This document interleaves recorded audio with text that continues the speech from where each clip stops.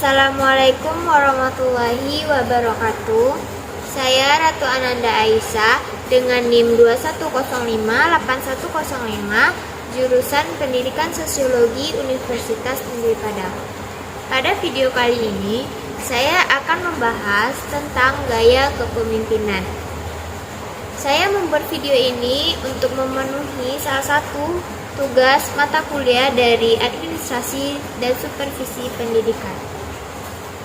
Baik, karena saya akan membahas tentang gaya kepemimpinan, maka poin-poin yang akan saya bahas yaitu tentang konsep dan definisi gaya kepemimpinan, jenis-jenisnya, dan sebagainya.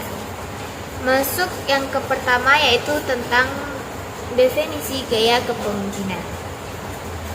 Gaya kepemimpinan merupakan sebuah cara yang digunakan oleh seseorang pemimpin dalam mempengaruhi perilaku orang lain. Gaya kepemimpinan adalah norma perilaku yang digunakan oleh seseorang pada saat orang tersebut mencoba mempengaruhi perilaku orang lain. Masing-masing gaya memiliki keunggulan dan kelemahan. Seorang pemimpin akan menggunakan gaya kepemimpinan sesuai dengan kemampuan dan kepribadiannya, menggerakkan dan mengarahkan semua potensi pegawai di lingkungannya, memiliki pola yang berbeda antara satu dengan yang lainnya. Perbedaan itu disebabkan oleh gaya kepemimpinan yang berbeda-beda pula dari setiap para pemimpinnya.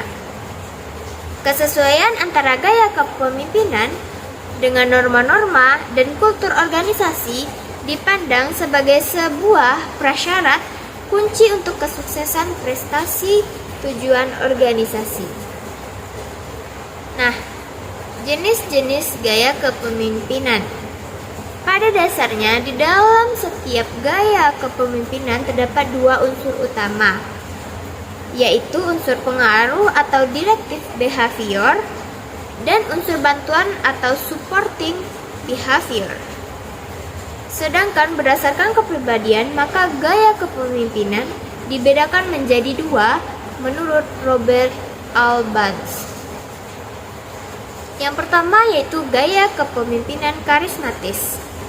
Gaya kepemimpinan karismatis merupakan gaya kepemimpinan yang mampu menarik atensi banyak orang karena berbagai faktor yang dimiliki oleh seseorang pemimpin yang merupakan anugerah dari Tuhan. Kepribadian dasar pemimpin model ini adalah kuning, yaitu kelebihan gaya kepemimpinan karismatis adalah mampu menarik orang. Mereka terpesona dengan cara berbicara yang membangkitkan semangat. Biasanya pemimpin dengan kepribadian ini sangat menyenangi perubahan dan tantangan. Akan tetapi, kelemahan terbesar dari tipe kepemimpinan ini yaitu dengan adanya peribahasa tong kosong nyaring bunyinya. Mereka mampu menarik orang untuk datang kepada mereka. Setelah beberapa lama, orang datang ini akan kecewa karena ketidakkonsistenan pemimpin.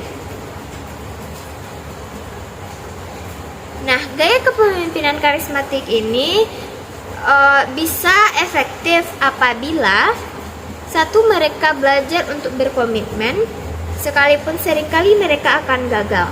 Yang kedua, mereka menempatkan orang-orang untuk menutupi kelemahan mereka di mana kepribadian ini berantakan dan tidak sistematis. Yang kedua, ada gaya kepemimpinan otoriter. Gaya kepemimpinan ini merupakan pemimpin yang memusatkan segala keputusan dan kebijakan yang diambil dari dirinya sendiri secara penuh.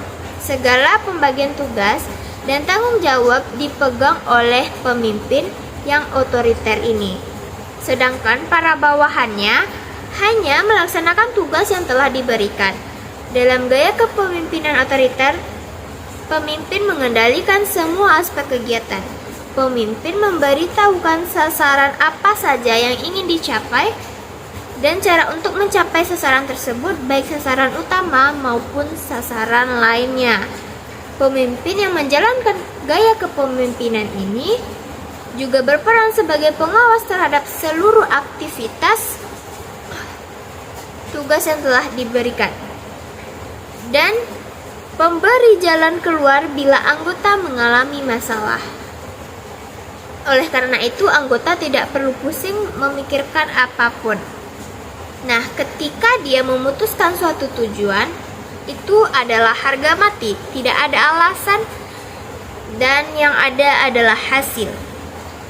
Langkah-langkah penuh perhitungan dan sistematis. Gaya kepemimpinan ini menganggap bahwa seluruh orang adalah musuh, entah itu bawahannya atau rekan kerjanya sekalipun. Yang ketiga, yaitu ada gaya kepemimpinan demokratis. Gaya kepemimpinan demokratis merupakan gaya pemimpin yang memberikan wewenang secara luas kepada para bawahan. Setiap ada permasalahan selalu mengikutsertakan bawahan sebagai suatu tim yang utuh. Dalam gaya kepemimpinan demokratis, pemimpin memberikan banyak informasi tentang tugas serta tanggung jawab para bawahannya. Kepribadian dasar pemimpin model ini adalah putih. Pada gaya kepemimpinan demokrasi, anggota memiliki peran yang lebih besar. Pada kepemimpinan ini, seorang pemimpin hanya menunjukkan sasaran yang ingin dicapai. Tentang cara untuk mencapai sasaran tersebut, anggota yang menentukan. Selain itu, anggota juga diberikan keleluasaan untuk menyelesaikan masalah yang dihadapinya. Gaya kepemimpinan demokratis ini akan efektif apabila yang pertama, pemimpin itu mau berjuang untuk berubah ke arah yang lebih baik. Yang kedua, pemimpin punya semangat bahwa hidup ini tidak selalu win-win solution atau ada kalanya terjadi win-loss solution. Pemimpin harus mengupayakan agar dia tidak selalu kalah, tetapi ada kalanya menjadi pemenang. Gaya yang keempat yaitu ada gaya kepemimpinan moralis. Gaya kepemimpinan moralis merupakan gaya kepemimpinan yang paling menghargai bawahannya. Kepribadian dasar pemimpin model ini merupakan biru. Biasanya seorang pemimpin bergaya moralis sifatnya hangat dan sopan kepada semua orang. Pemimpin bergaya moralis pada dasarnya memiliki empati yang tinggi terhadap permasalahan para bawahannya. Segala bentuk kebijakan yang ada dari pemimpin ini. Orang-orang datang karena kehangatan dan akan terlepas dari segala kekurangannya. Pemimpin bergaya moralis merupakan memiliki emosi yang sangat emosional. Dia sangat tidak stabil, kadang-kadang bisa tampak sedih dan mengerikan, kadang-kadang bisa juga sangat menyenangkan dan bersahabat. Gaya kepemimpinan ini efektif apabila satu, keberhasilan seorang pemimpin moralis dalam mengatasi kelebihan emosionalnya dan seringkali menjadi perjuangan seumur hidupnya. Yang kedua, belajar mencapai orang lain, mempercayai orang lain atau membiarkan melakukan dengan cara mereka, bukan dengan cara yang lainnya.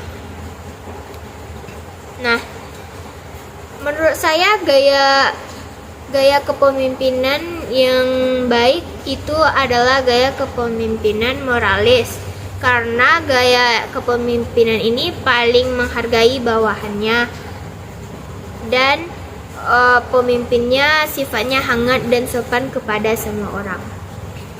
Baiklah, hanya itu yang dapat saya jelaskan pada video kali ini. Apabila ada kesalahan, saya mohon maaf. Saya sudahi dengan Assalamualaikum warahmatullahi wabarakatuh.